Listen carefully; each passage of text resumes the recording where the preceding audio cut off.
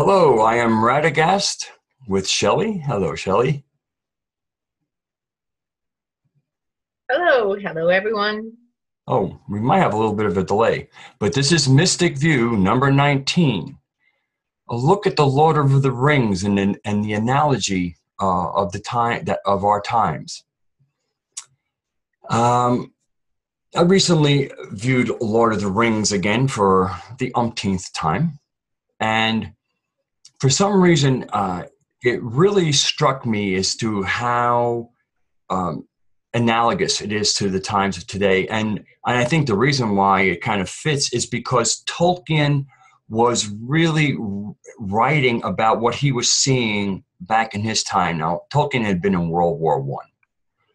World War One was probably one of the biggest losses of human life, in history up to that time. I think World War II managed to do more.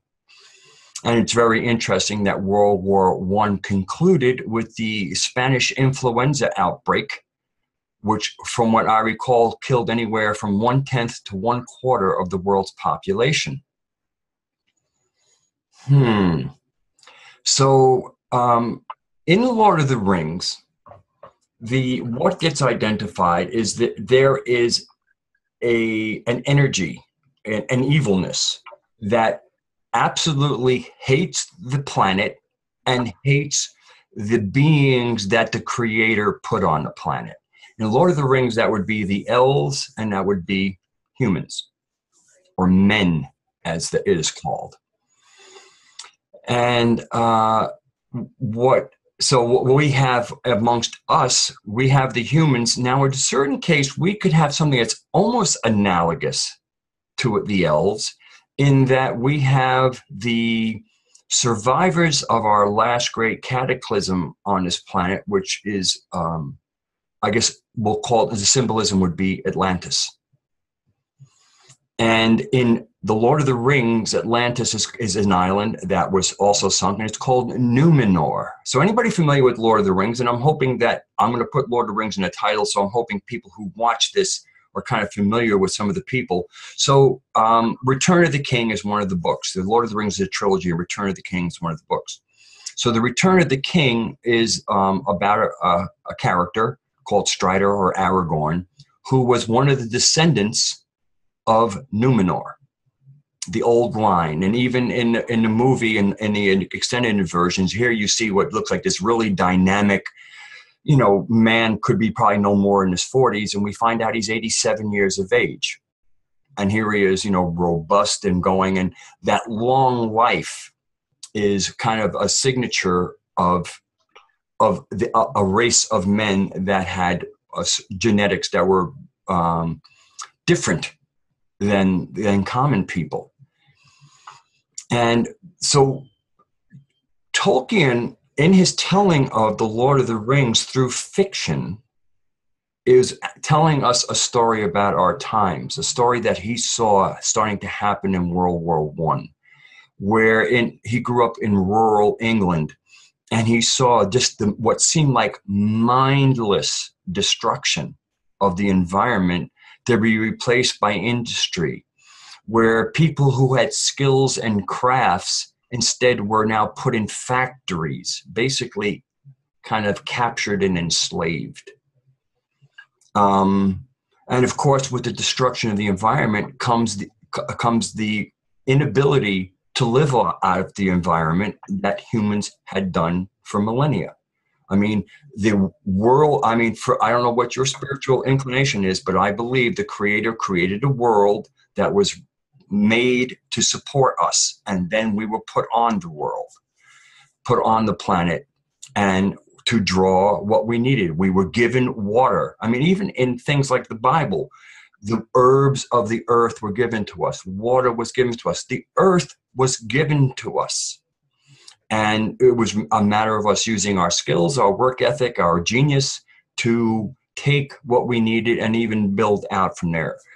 So clearly the destruction of nature is a destruction of our ability to sustain ourselves And so you start to see a kind of a strategy of the destruction of nature, the building of industry, and the need for jobs because nature has been removed and therefore our sustenance has been removed. I'll kind of pause there for a second, Shelley, and see if you want to bring anything in here. Well, sure. One of the things that you just touched on was also to erode our God spark. So not only was the God element in the planet and in nature, but it's in us innately. We come with that God spark when we're born. So not only are they destroying nature, destroying the earth and our resources, but also trying to erode away that God spark that's within us. But what's really cool about Tolkien and many of the other writers, George Orwell, those fellows who foreshadowed for us or forecast, as Hollywood so often will do, to give us a little preview of what to expect. Well, there's something written into the ethics that compels them to give us a little forecast. I just recently read an article, and it was specifically asking why do the elite tell us beforehand about what they're going to do, and it kind of really ties in with they actually acknowledge that free will is the province of us. It was given to us by the Creator, and so by forewarning us. And then us doing nothing about that warning turns into consent. And so therefore, all of these horrors that we go, oh, the Cabal is doing this, oh, no, they're doing this, we are kind of de facto consenting to by not even saying no, not like basically not on my watch. It's like, ooh, basically we get this news and we go, oh, look what they're doing to us again. So that's consent. Has to be a clause for, under duress or under fluoride. I don't see how that authentically can hold, but I do understand that's the premise they're working with. Yes. Well, I don't agree to it.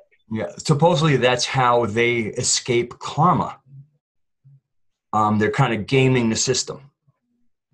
And I mean, TV, poor information from the TV and now the internet. And I guess I want to mention at this time, there's a YouTube channel called New Earth. And this is kind of basing off of, there's a man called Anatoly Fomenko. And Anatoly Fomenko has been conducting research on the anomalies in history. And he has concluded, and modern chronology in history is written by a German by the name of Joseph Scaliger. He kind of compiled, he took all of the old documents and kind of compiled them. I think this is in the 1500s. Compiled them and then created what we know as history. So he kind of did this with one other person. And so it turns out that our chronological, like what we think of as history, seems to be quite corrupted.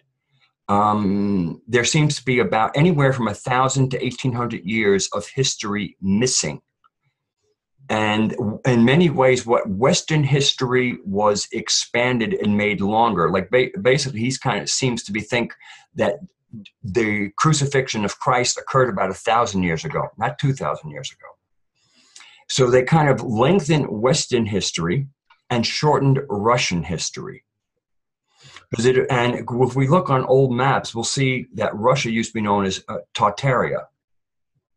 And it went all the way over as long as it was. And it was in maps until the 1800s. They demonstrate that they had coat of arms. I mean, and we don't hear much about this culture anymore.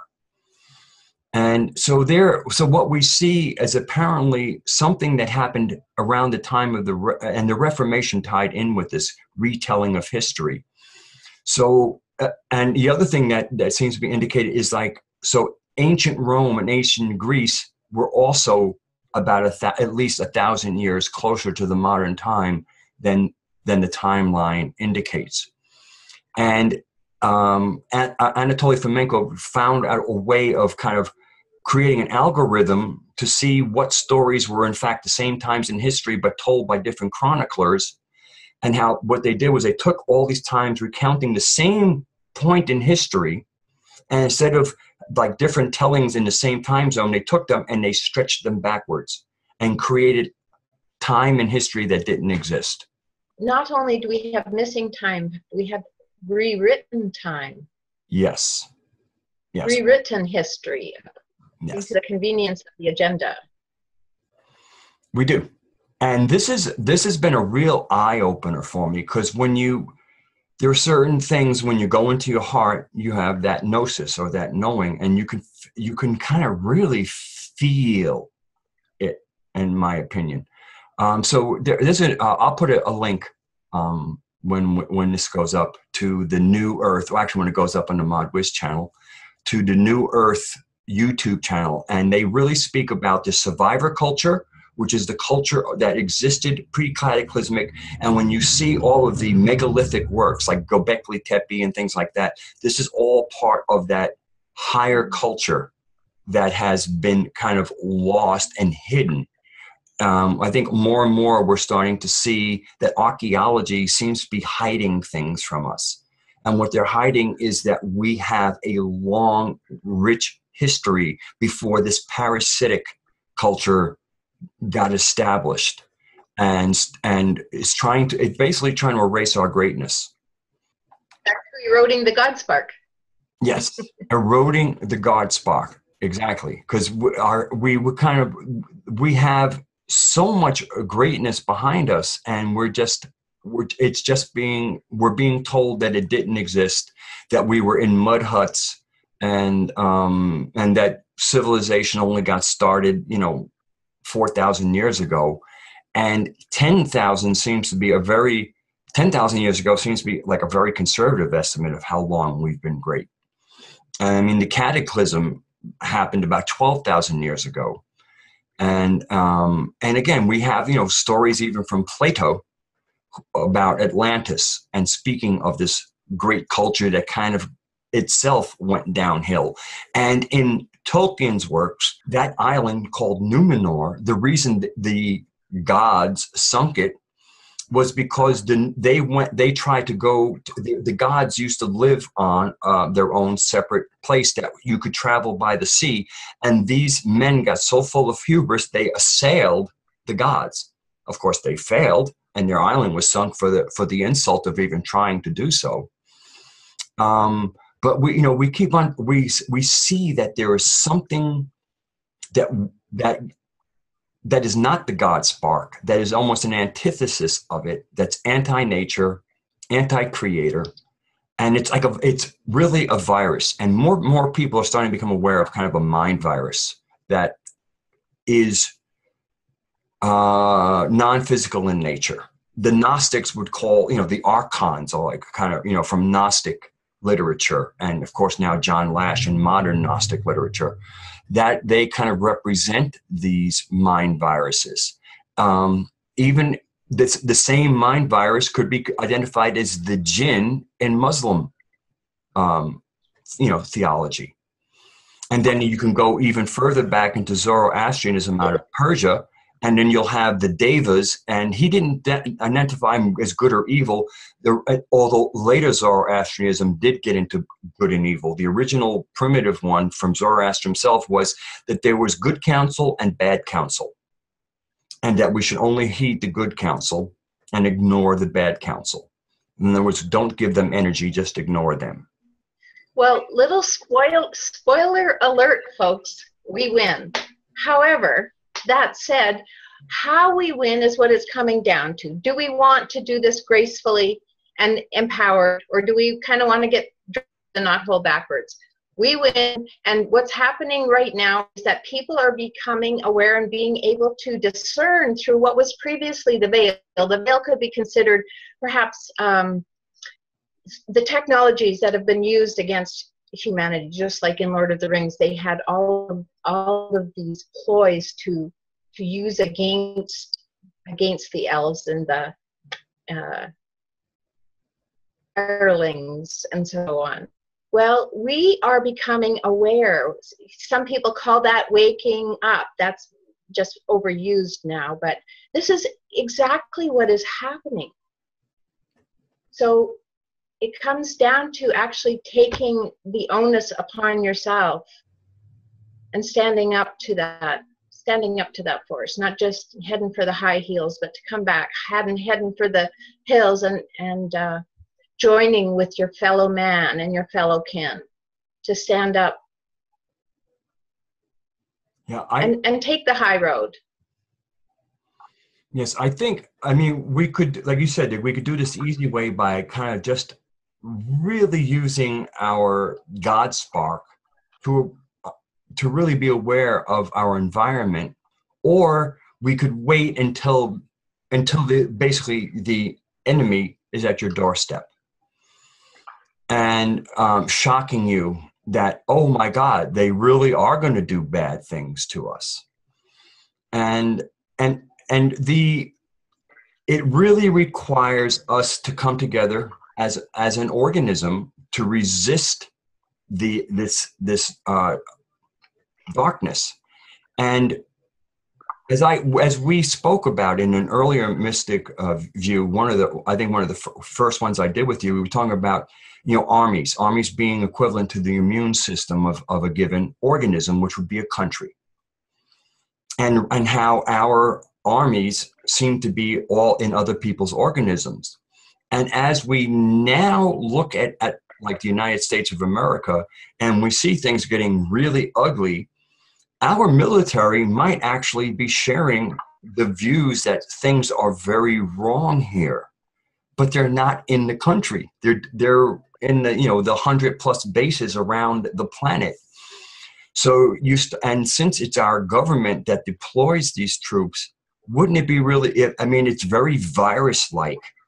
That if a virus takes over an organism, in this case, the United States of America, and then takes its immune system and places it outside the organism in other organisms where they cause trouble there, but don't protect us here. Well, what I just wanted to reiterate is that they're basically a parasite. They can kill the host, but they'll be eliminating themselves at the same time, or we can ditch the parasite. Yes. Yes, they will ultimately And how do we ditch the parasite is by reclaiming our God spark. Mm-hmm. And what's interesting is, a lot of people, people like Lord of the Rings really appreciate that Peter Jackson did such a, shall we say, loving job with it. But Peter Jackson ultimately is part of Hollywood. Hollywood is ultimately part of parasitic culture. And what's really telling is that he purposely left out a very important part in the closing of the book. It's called The Scouring of the Shire. And what happens is now in the movies, Saruman and Grima Wormtongue, his little Igor-like person, are killed earlier on in the book. And the hobbits return after becoming seasoned war veterans, they return to the Shire, and the Shire is all peaceful. But in fact, in the books, Saruman ends up going to the Shire and cutting down trees and starting industry and enslaving people. And when the hobbits come back from, being seasoned war veterans and see what's going on, they use that knowledge, assemble the people, and throw them out. Now, of course, do some people die in the process? You're darn right, including both sides pay a price, but they scour the Shire. Now, Peter Jackson said he always found that chapter boring. I think the reason he took it out is because it's subversive to the parasitic agenda. Basically what it does is it plants the idea that war veterans coming home find that their country is under attack and assemble and do something about it. And so you can see, I really feel that Peter Jackson, as part of Hollywood and part of the parasitic culture, decided to leave out implanting an idea in our own eye that our soldiers could clean up the country. Do you agree with that, Shelley? Well, I agree with that. And I think that maybe the only surprise will be to the people who think that the general population aren't aware of that, because there's a growing and advancing understanding that this is in fact what is happening. And there's a growing and advancing understanding that there is the military that are collectively uniting in support of humanity.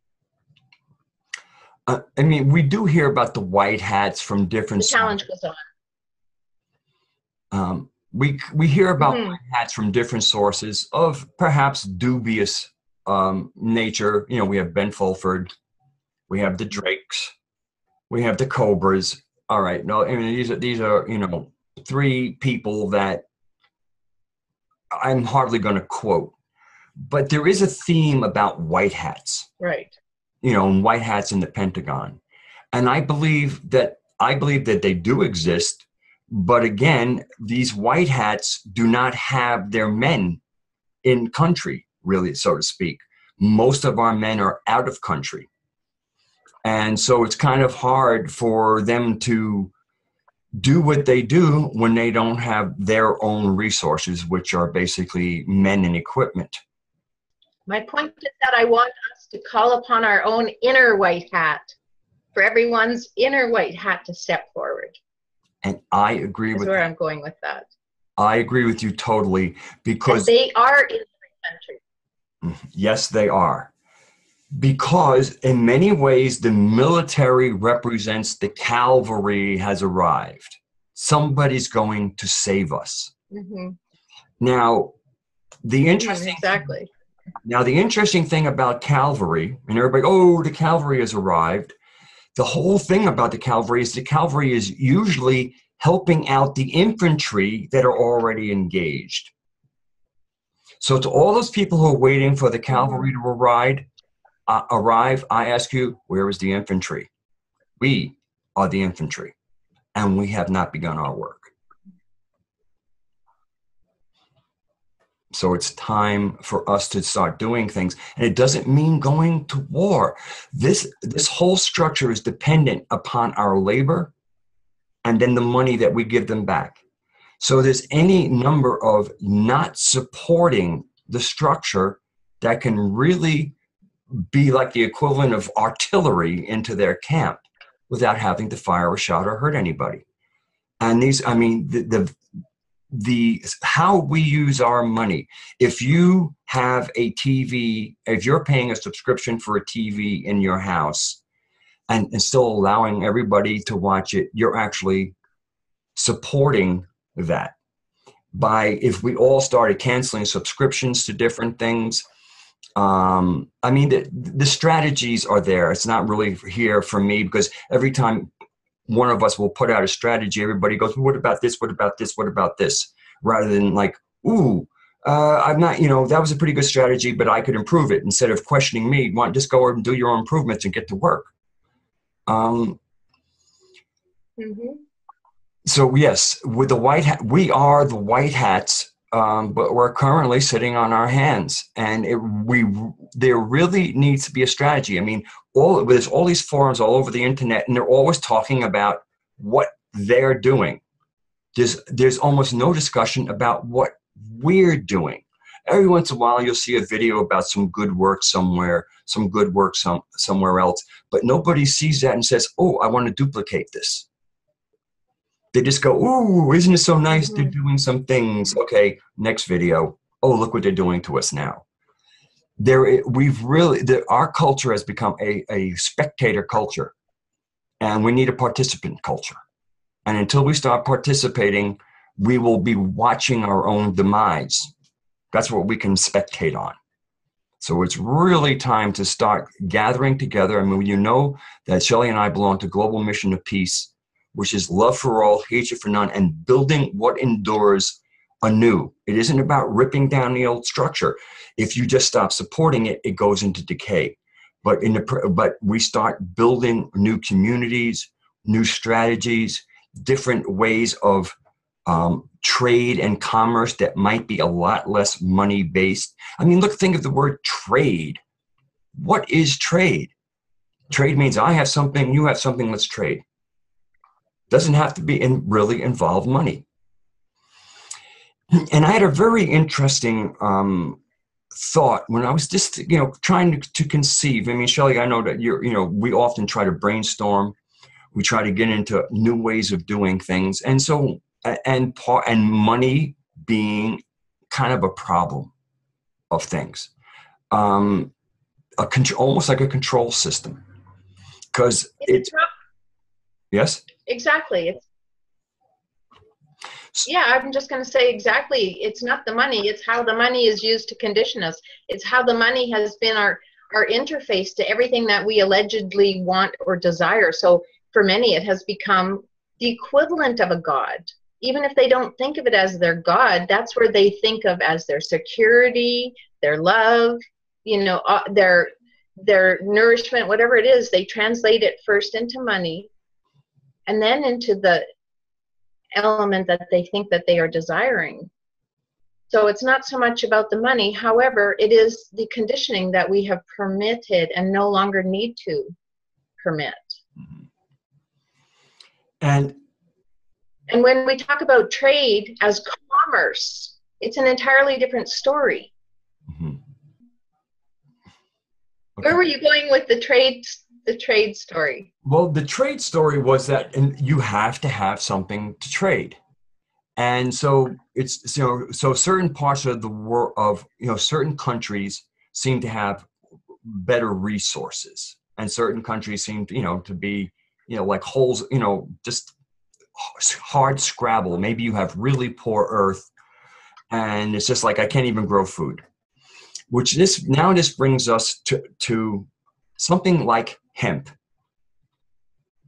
and the prohibition against it, and how, let's say you belong to some country that really, maybe it's on the side, almost like, like very mountainous or whatever, that if you can get enough water to something and it doesn't require a lot, you can grow hemp. And the beauty of hemp is that it allows you to make rope.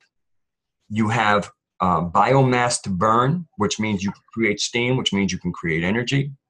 It grows almost anywhere. You can get probably at least two good yields per year. You get as much, like, let's say you want to make paper, you get 4 times more paper making material from an acre of hemp than you do from an acre of trees. And you get that twice a year. Once you bring down the trees, you're just looking at empty space. So, I mean, I foresee ways of nations being able, like, who really don't have a lot of wherewithal, by using hemp. And then you have, like, I'm talking about like more the raw stuff. But now that science has added and seen all the polymers of hemp, I mean, hemp is basic. I mean, it's amazing what can be done with hemp. And I'm talking particularly about hemp and not about cannabis. I'm not talking so much about the psychoactive part of the plant. I'm talking about just the kind of like the stuff that the psychoactive people actually would consider garbage. But it just so happens that that garbage is gold. And the soil remediation. I mean, even if people would inherit like soil that's been destroyed by pesticides, after a few years of growing hemp there, the soil gets cleaned up. And as you're cleaning up the soil, you still have something that's tradable. And to me, when we start looking at laws from governments that prohibit the growing of things like hemp, to me, it's time for us not only to go back to our God spark, but go back to the fact that the majority of the planet adheres to some form of the books, from the Hebrew Bible to the New Testament to the Quran. So all of them will go back to the Old Testament and Genesis as legitimate pronouncements of God to humanity. And in there, God gives everything that grows to humanity. So anybody telling us that we can't grow something is inherently a demon standing between us and what God gave us. So I really think it's time for people to realize, and this can include everybody. I mean, even the most hardcore fundamentalists who often might have, certain, things like, oh, pot's bad or whatever. It's not about a judgment. God gave it to us. And no government can stand between us and nature without standing between us and God. And so we start to identify that anybody who would keep us from what grows from the earth is in fact acting demonically. Those same demons are what gave us boundaries to divide and conquer. Boundaries did not come from God. The great creator did not give us boundaries. Correct. I agree. So I'm trying to think if there's anything here I didn't cover yet. Because it's obviously we have a show. This conversation could go on forever. But some of the points I'm trying to make is that what's going on in the world today has been going on for 100 years easily. I think it actually goes back at least to the beginning of the printing press, when basically all the old books could be burned and officially approved history could then be printed en masse, given out, and then history could be rewritten. The printing press allowed old history to be burned and a new history to be written. And it didn't take a long time. This is no longer scribes. This is like boom, boom, boom, boom. Here we go. Boom, boom, boom. And and how quickly the takeover and the shaping of our psychological landscape could get changed by the Gutenberg press. And I believe that was when history really turned south. Now, some people have called the internet the new Gutenberg press. It is. But fortunately, it's not just controlled by one group. There is good stuff coming out of this Gutenberg press, but there's also the equivalent of what came out of the first Gutenberg press, where, we live in a psychological world. I have spoken before, I experienced it myself before I started seeing it, that sometimes I would go into my nice warm bed and feel so miserable. And meanwhile, I'm in a warm bed. That just doesn't work. If you're comfortable and well fed, and meanwhile you think how miserable you are, and meanwhile there's people sleeping in boxes who aren't fed, you're not counting your blessings. And a big part of humanity's mistake and and what's wrong with us psychologically is we don't count our blessings. Most of us are far more blessed than we are cursed. And but we ignore the blessings and only look at, oh, this is happening, oh, poor me, and we go into a victim stance. And we're seeing a lot of that victimization going on. Matter of fact, to me, many of the new age and alternative forms are based in victimhood. Look what they're doing to us now, and that's victimhood. And everybody goes the 1%, the 99%. So how does 1% really control the 99%? They control their psychology. And that's why I really believe any benevolent off-worlders looking down on us just go, how can we intercede? I mean, it's not even a fair battle. They're losing it because they will to lose it. And if that's their will, who are we to go against their will? It's a free will planet. The 99% apparently, or most of them, will it that the 1% will rule them because they're doing nothing about it. They're not sitting down and forming strategies and tactics of what it looks like to basically roll over the 1%. The will to do something is not there. The will to complain is there. Mm-hmm. Is that too cynical for you? It's a little bit similar. No, it's not too cynical. It was just making me think of the 99%, right? And we all know that the greatest matter is in the 99.99% that we do not see. Mm-hmm. Right? So to harness that, even as energy, that is now also available to us as plasma energy. There is so much for us to simply stand up and claim. That's all. I agree, and I think And that probably brings us to good news. I was just going to say the same thing, and we'll start with the energy good news. There have been Yeah. there have been recent articles that are going out, and we know that nuclear power plants are still being built. And we probably going, oh, this is terrible. And, Russia's offering to build nuclear power plants in South Africa and a few other places.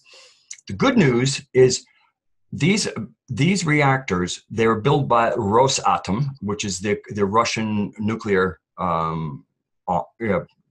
branch of government or a company. I think it's a company. And the reactors they're building are new reactors. I think they might be called breeder reactors.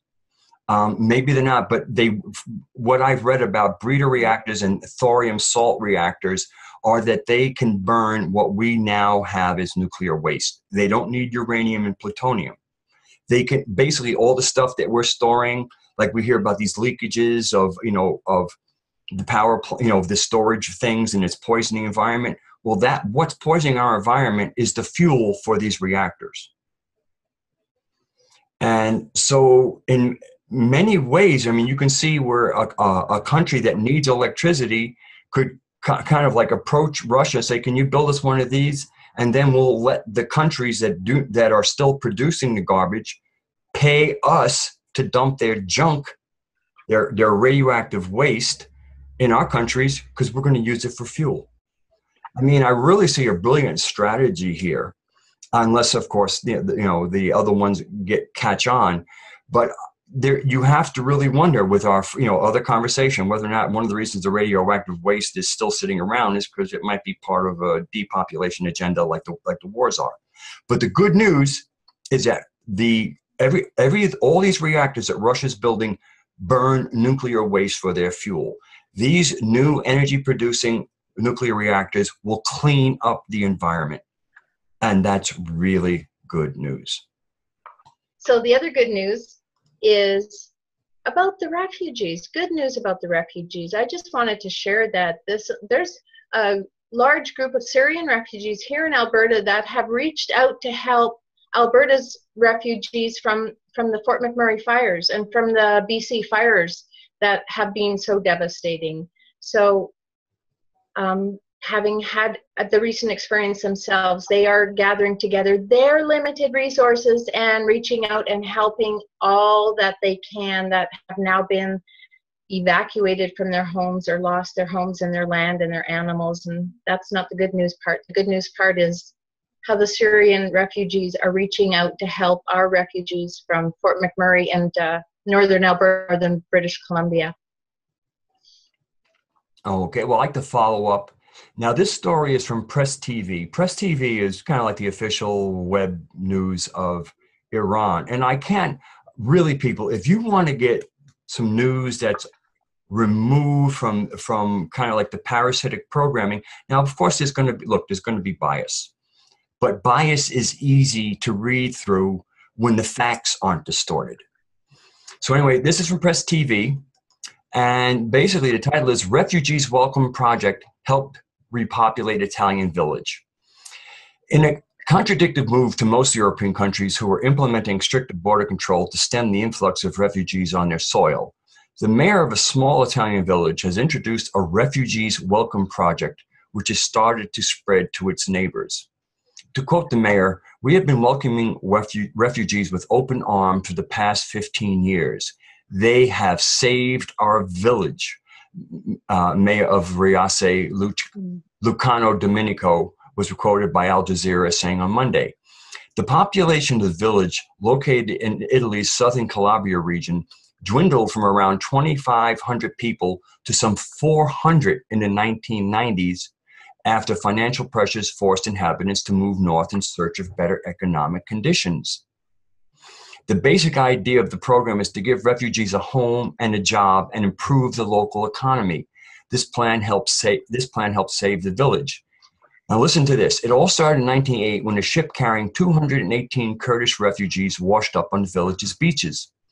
The resourceful mayor, who saw the incident as a blessing, proposed that the asylum seekers take up residence in the homes vacated by the former villagers.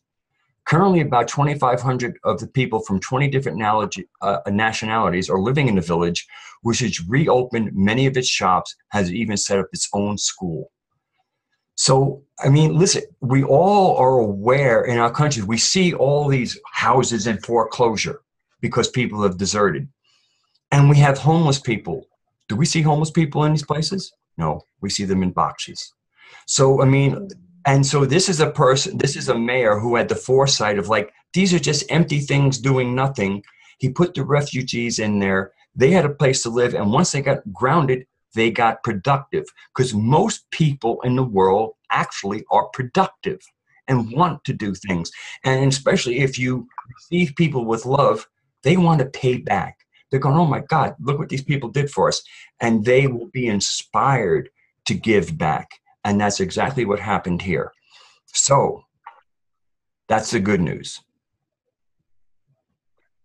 So that would That's really great news. I know. I really enjoyed that story.